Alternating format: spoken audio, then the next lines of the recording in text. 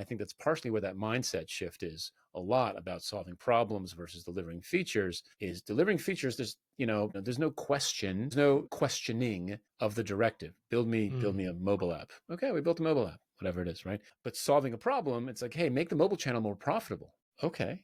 Because, or make it easier for folks to buy our furniture using their mobile devices. Okay, now we're solving a real problem for those folks. Welcome to the Product Agility Podcast, the missing link between agile and product. The purpose of this podcast is to share practical tips, strategies, and stories from world-class thought leaders and practitioners.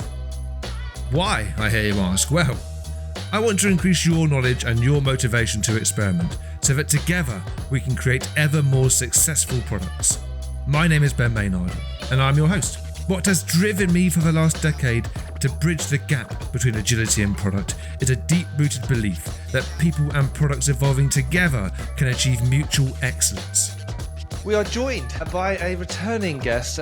Previously, he was here with Daniel Terhorst-North. I was going to say previously he was overshadowed by Daniel Terhorst-North, but that would be unfair because it was a great episode, and we all love Daniel. We do.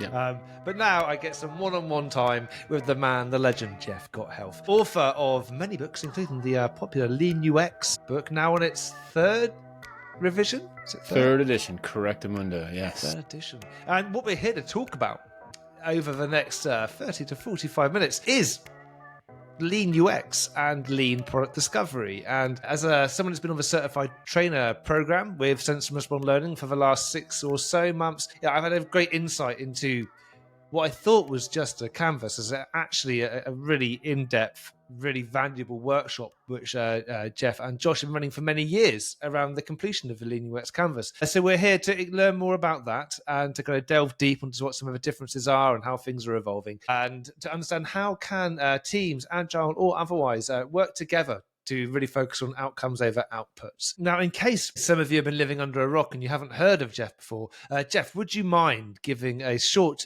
overview of your many accomplishments to our listeners? Sure. I was telling some friends this weekend about my first real job, actually, and my first, as far as my first paid gig out of university, and that was with the circus. So I worked in the circus for 6 months, touring around the United States. So that's something. That is something. What did you do in the circus? I was, my running joke is that I was the bearded lady because I actually had hair back then. And if you saw photos of me back then, you could, it's plausible. Let's put it that way. Unlike today, it's plausible. But I was the sound and lighting technician. I thought I was going to go into audio production and live sound. That was kind of my thing. And then the circus freed me of that. Well, I mean, it was special. I spent 6 months on the road, and I saw the show 400 times in a row because we didn't get a day off, and we worked, multiple shows a day, and so it was special. Yeah. But other than that, and then I was like, okay, I should get an education, get a real job.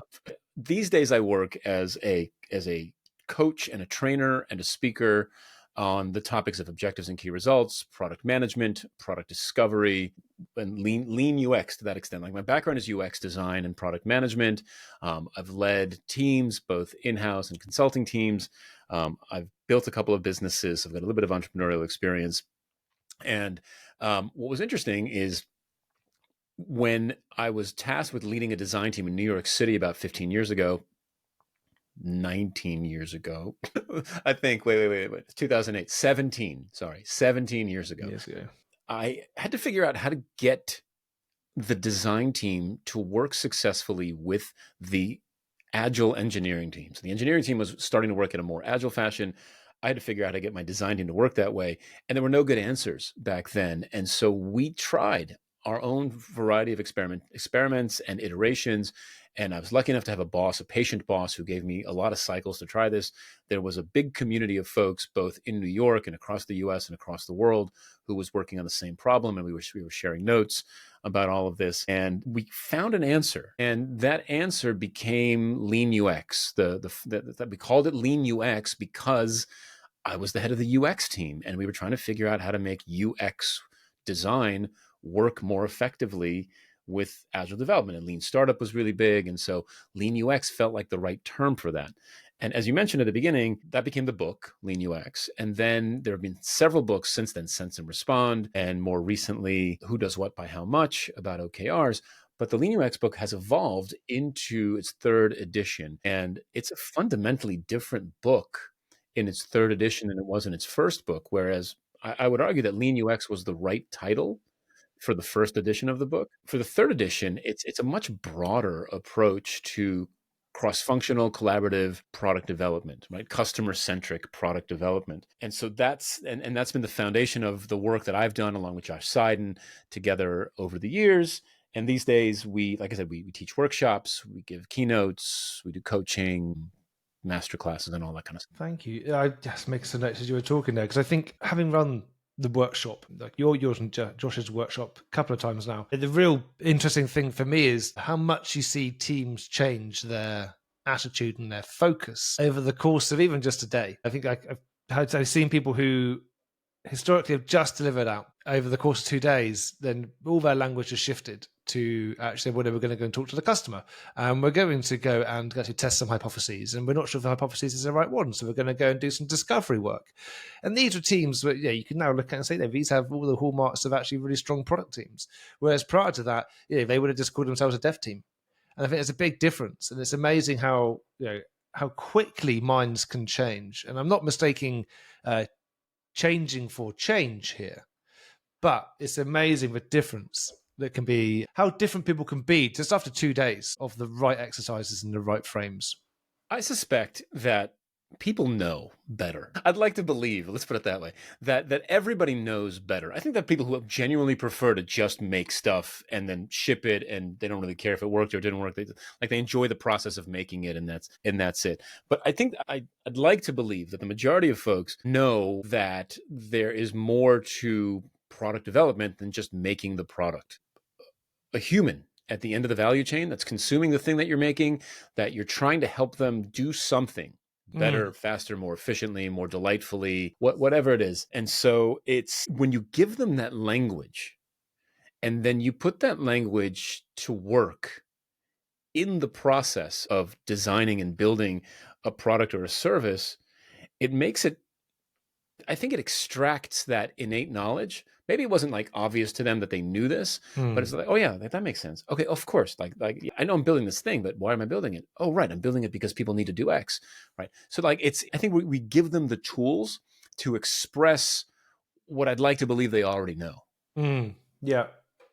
And I think that lots of people have learned to be helpless with what they have to do, with what's asked of them and what they have to produce. And I think it's always difficult when you're in an environment where there is change which is being, encouraged or forced upon people, and they'll have a desire to push back. But if they can see that this actually does solve something which has been annoying them for a long time, if they see it is a way out of the constant kind of, I wouldn't even say feature, but just the lines of code hamster wheel that lots of people seem to be stuck in, I think then, over time, they'll grab that opportunity with both hands if they're motivated to do so. And I think it's actually, it's a rather excellent framework for a facilitated conversation when we look at the canvas. And I think I just want to make this really clear at this junction. If I can make it clear, is actually there's a few different things we're talking about. Yes, there's a book, Lean UX, and then there was the Lean UX canvas, which is now the Lean product canvas. And then there is then the workshop, which then accompanies the filling in of said canvas. So how does that all come together, Jeff, for our listeners to understand what's the whole thing here? So look,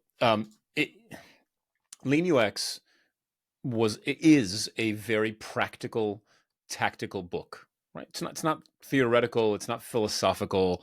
It is a very practical book that says, first you do this, then you do this. It's a recipe basically to follow for cross-functional, collaborative, human-centric product development. Over the years, as we've evolved the teaching of them, I've been teaching that material since 2008, roughly, right? And so, the teaching has improved and has iterated over the years to the point where there was a very specific way that we taught the material. And then Alex Osterwalder gifted us the business model canvas, and then the whole world went canvas crazy, and we couldn't help ourselves. We said, look, but the canvas makes sense, right? The canvas, it's a one sheet conversation facilitation tool, right? That's what it is. And it made sense because we had these kind of 8 consistent steps that we were using to teach Lean UX. And so the Lean UX canvas made sense as a way not only to structure what we were teaching and how we were teaching it, but eventually the third edition of the book itself. Now, what's interesting is that there's an issue. And the issue, as I mentioned before, is that the evolution of the material has become deliberately more cross-functional and broader in scope than just UX. But because you were coming off of, more than a decade's worth of historical inertia and success on the back of Lean UX, it was really difficult to let that name go. It was a double-edged sword, right? And the double-edged sword was people knew us and they knew the material as Lean UX. Oh, you guys, you're the Lean UX guy. Of course, I've read your book, right? That's my job. My business card says that. The Lean UX guy. Yeah. Josh has a matching one as well.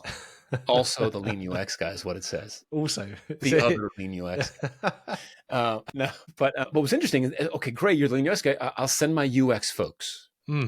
Great. Or we don't have UX folks, or we already bought training for our UX folks, or whatever it is. And so there was like this. The brand recognition was huge, but it self-selected the attendees of the class in a way that rendered the material less effective on the organization as a whole, because I would get lots of UX people and maybe some product people. And in reality, these classes are designed for product design and engineering, at the very least, working collaboratively on the same thing at the same time. And so last year, we finally sort of got the nerve, honestly, because it's risky. It's risky to give up 15, 16 years of historical momentum and brand building. And we changed the name to the Lean Product Canvas. And we changed some of the prompts, and we added a second kind of pre-canvas called the Lean Strategy Canvas that helps lead into that. But the idea was a deliberate effort to broaden the audience for this material so that more of the right people saw this stuff, or perhaps recognized that it was also for them. Whereas in the past, they were like, it's for UX folks. We'll just let them have it, type of thing.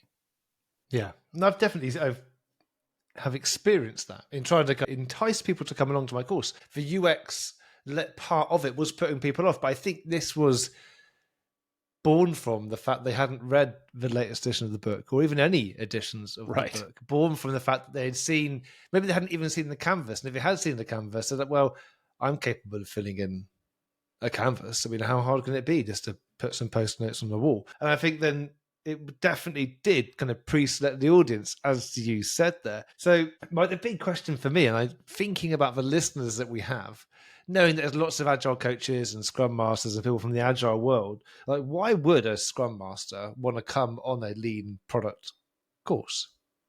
And look, it makes a ton of sense, right? So look, whether an organization calls itself agile or not, whether an organization says they're using Scrum or not, we've all been cross-pollinated at this point, right? So there are the foundations of Scrum and agility, right? Let's just call it sort of organizational agility, team agility, fit beautifully into this lean product approach for product development. And I think that as a Scrum Master, if you can understand these and work these ideas into the standard set of ceremonies and activities that a team takes as they're working through a sprint, as they're working through iteration planning, right?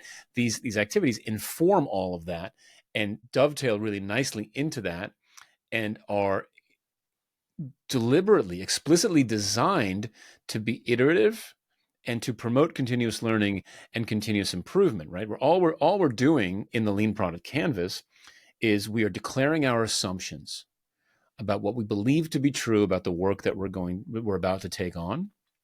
And then we're coming up with a series of hypotheses about how we might solve for those assumptions.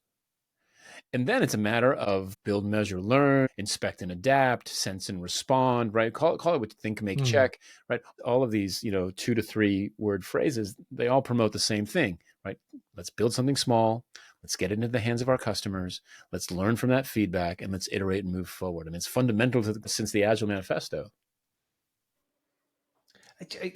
What I really was surprised at, I suppose, was how well the approach that you and Josh have come up with fits into, I think, I'd say the promises of things, approaches like Scrum, or even large scale Scrum and other frameworks are available. But when I think of teams who really want to focus on outcomes, and I think of an old friend of mine, Bos Vodder, they're one of the co-creators of large scale Scrum, and he was always saying in product backlog refinement, when you look at large scale Scrum, in product backlog refinement, what you're dealing with there is a problem.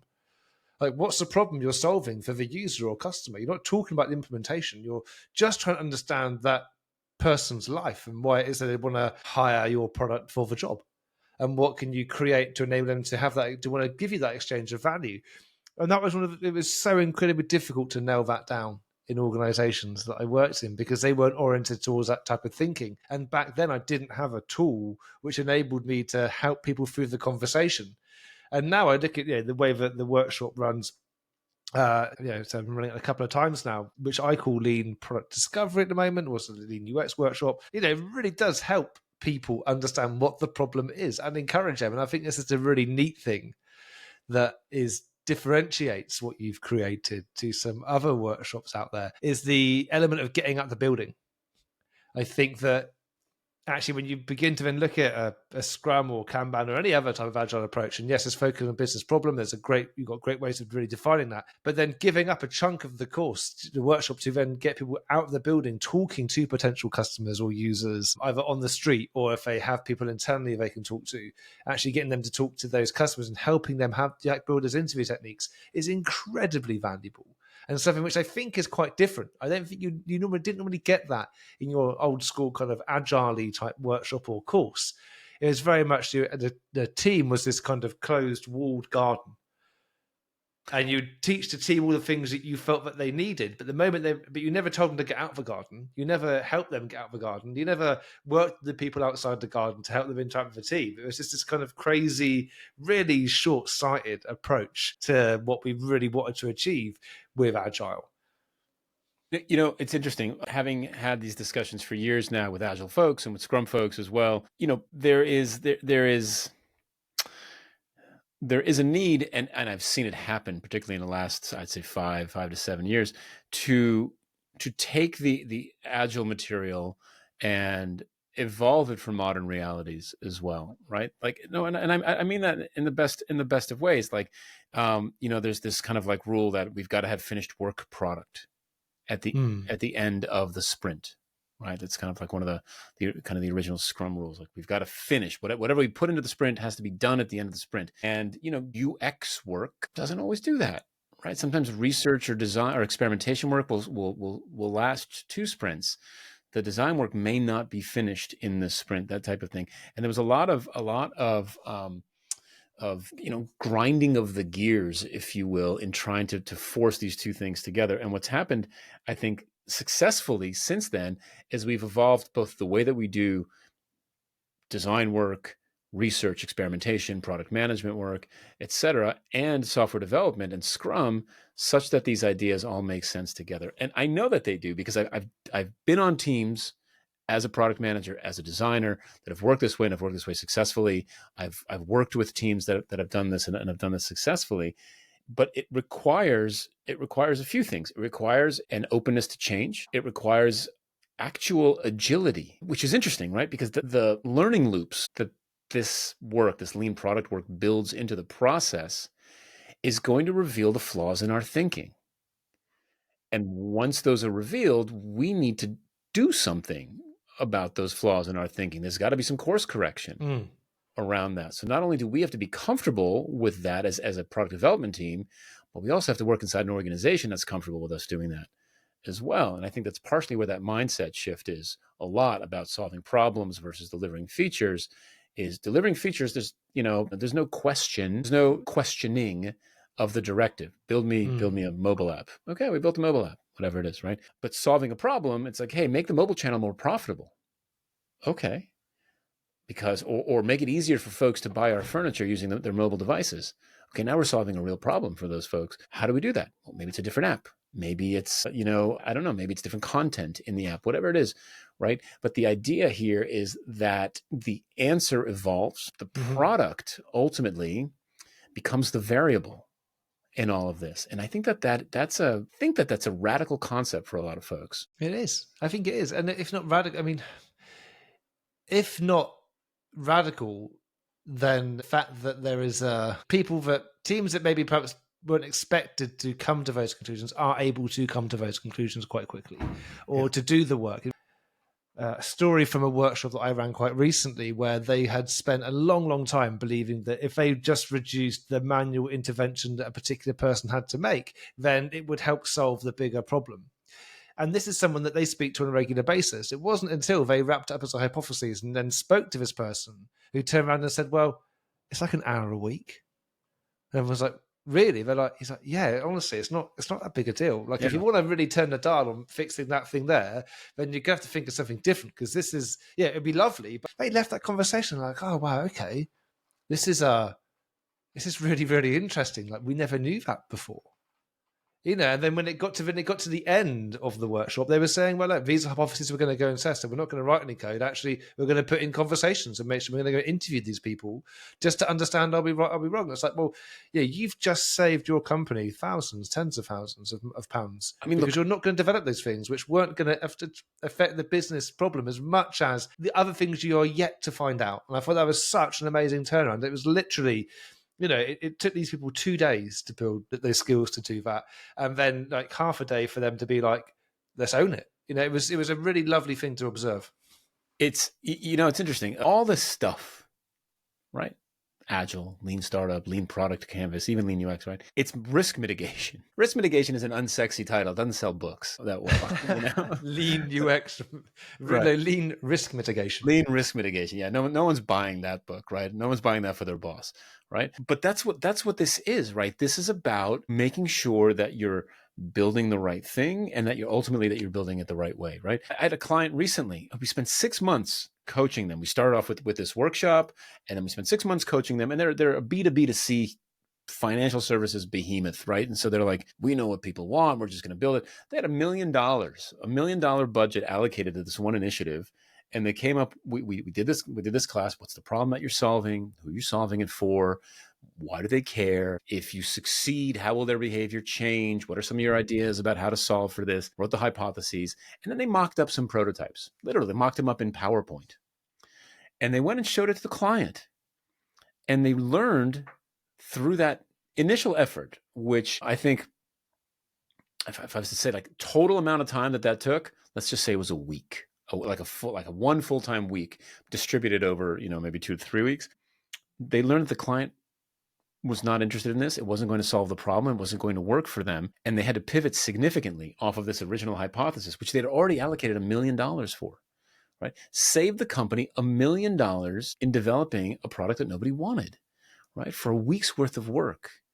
And I think some of the hesitation around this way of working, if you've been around a little while, maybe you remember the days where we sat behind those one-way mirrors with buckets of candy in the room, and you kind of watched user after user after user come through and say the same thing. And you sat there for 2 days, and it cost 15 grand.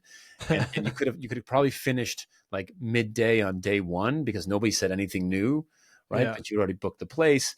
I think folks have that perception that this is going to take forever and it's going to slow us down. And it doesn't, right? The whole lean aspect of this is designed to do just enough work to move the conversation forward, just one step forward, right? To the next sprint. And so it's so compatible with this agile mindset, the Scrum process, and it amplifies it.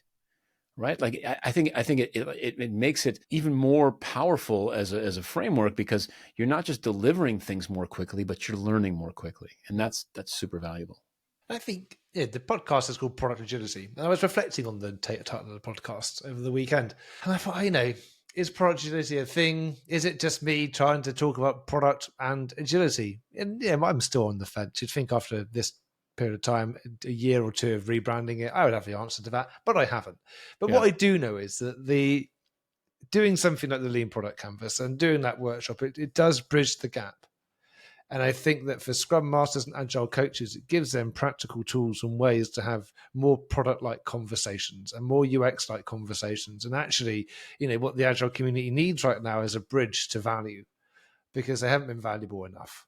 And I think that actually this workshop is so chock full of useful tools and approaches and ideas and pithy little sayings that it gives people enough to go back and say, well, let's give this a go. Like, sure, I'm talking about, let's talk about business problems, but actually here's a frame for me to say, okay, well, how do you want to articulate a business problem? Like, when we're talking about outcomes, we're actually being able to root them in that user behavior and say, what do we need to see people doing differently? Knowing then that those outcomes could be your key results for an OKR. It's just such a neat shortcut. And I think it's what so many people would need right now. I think it's just a different way to view their work. Look, it's not heavy. It's not dogmatic. It is, there's almost nothing that we are religious about in the framework. And I say almost simply because I feel like sorry, my phone's ringing and I don't make it stop. I say there's almost nothing that we're religious about, simply because I do believe that your measure of success has to be an outcome. It has to be a measure of human behavior. That's the only thing that I'm, if I'm using my own language, religious about, right? I think that's the pivot for this whole thing. Is the mindset shift happens when you recognize that you've delivered something of value when people change their behavior. That's the key. So that is, I think, and so it flexes and it fits whatever situation, right? And look, I don't like to speak in absolutes, but I've worked in a lot of different industries over the years. I haven't come across a situation yet where it didn't work. I think maybe if you're putting, people on the moon, I don't know how much you want to iterate on that. But generally speaking, I've not come across, and I've done like factory automation systems. I've worked in locomotives, like production, manufacturing, all kinds of stuff. And it works. Like there's this problem for a human is, if you make them more successful, they're going to change their behavior. You've got ideas. Everyone's got ideas about how to get them there. How do we figure out which one's the best? I think, it's just, you're absolutely right. I think so many different sort of contexts that I've worked in or around that would benefit from the framing what you're going to do from the perspective of a business problem. Now, I know we're inching towards kind of the end of our time here. I know that you've got things to do as well. I am keen just to pick on a couple of little things here and questions which I know I've been asked in the past. I'd love to hear your response to this. First of all, the Lean Product Canvas and OKRs. Now, I've mentioned it a few times. I don't know if I'm misusing it or if they're misusing the canvas. I find it quite easy to have OKRs kind of just fall out of the process of kind of going through the workshop. What's your official take on the Lean Product Canvas and OKRs? So the Lean Product Canvas is, look, you can extract OKRs directly from it. We added, so if you download the PDF from our website, you'll get the Lean Strategy Canvas with it as well. And the Lean Strategy Canvas actually has an explicit process step for objectives and key results, simply because we believe they should be anchored in strategy. But if you look just at the Lean Product Canvas, if you even skip that whole step, right, box number 2 is called business outcomes. How will you know you've solved the business problem? What will you measure? And these are your key results, right? What will people be doing differently if we solve the problem? Box number 1 is the problem itself. And so the key results are already there, or at least the foundation for key results are already there in box number 2, which is great. I'm trying to think that you could, if you look at box number 4, on the Lean Product Canvas, which is the user outcomes and benefits. And so the prompt question is, why would users seek out your product or service? What benefit would they gain from using it? What is their job to be done? What are they trying to do? That type of thing. And it could be something like save money or get a promotion or spend more time with family or do my job more successfully. You can absolutely extract a qualitative objective out of box number 4 and make that your objective, right? Because the objective is a qualitative statement about a future benefit you'd like to create for your users, which is basically box 4. And if you do that, their behavior should change, and we can start to extract those from box number 2. So you can absolutely take the OKRs out of the Lean Product Canvas as it currently stands today. Yeah. Next question. Lean Product Canvas and design sprints. Mm-hmm. I know they talk about design sprints during the workshop. Have you used the Lean Product Canvas as part of a design sprint process, or ever seen that? Like, is there any relationship there? Yeah, absolutely. In fact, I did a workshop once before COVID with Jake Knapp, where we did a full day class of this canvas and design sprints. And we started with the canvas. We did a half day on the canvas. And that was the exercise of really getting all the assumptions out and coming up with a series of hypotheses that then fed into the design sprint. And then using the design sprint to iterate on the assumptions that you wrote down in the lean product canvas. So it's a great way to kick off a design sprint. It's a nice cross-functional collaborative assumptions declaration exercise. And then you can work from it over the course of the week and iterate it as you learn new things. Excellent. So what next for Lean Product Canvas? Are we going to see the 4th edition of the Lean UX book renamed? Will it still be Lean UX? Will we see any more support around completing the Lean Strategy Canvas? That's a great question. So it's been about once every 5 years that O'Reilly has reached out, or we reached out to them and said, hey, let's update the book. So this most recent edition came out in 21. So yeah, I guess this would be the year if we're going to reach back out to get a new version out next year. We haven't talked about it. We just launched Who Does What by How Much, and so we're focusing a lot on that work. So I don't know. I do know that the feedback that we've gotten on the Lean Product Canvas is very positive.